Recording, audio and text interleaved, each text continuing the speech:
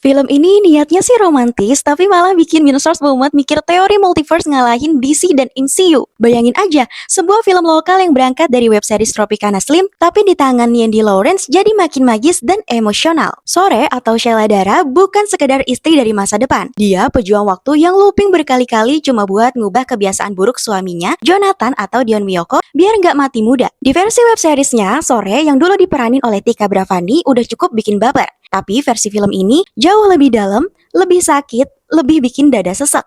Yandy Lawrence sukses banget bikin film ini kerasa magis tapi tetap membumi. Waktu bukan cuma konsep teknikal, tapi juga entitas yang kayak punya emosi sendiri. Sore terus looping tiap kali dia ngasih tahu Joe soal takdir kematiannya. Dia mimisan dan hilang dari realitas. Lama-lama kita sadar ini bukan soal ngubah masa depan, tapi soal obsesi Sore buat nyelamatin orang yang belum tentu bisa diselamatin. Dan akhirnya, Joe berubah bukan karena dipaksa, tapi karena kehilangan itu nyangkut di hatinya. Gila sih, dalam banget. Salah satu scene terbaik menurut Minsource yang pas Joe akhirnya salaman lagi sama Sore. Boom, merinding banget.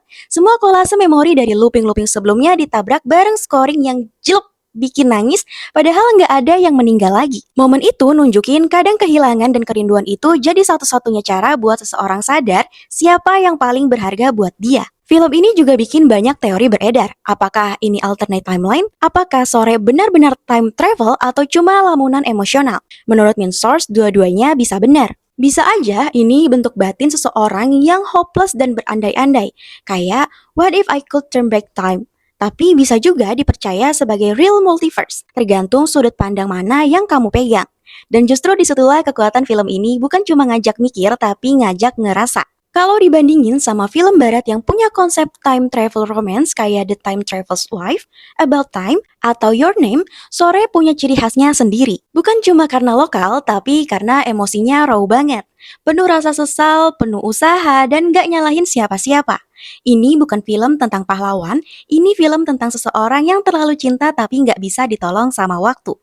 Minsource kasih skor 8,5 dari 10.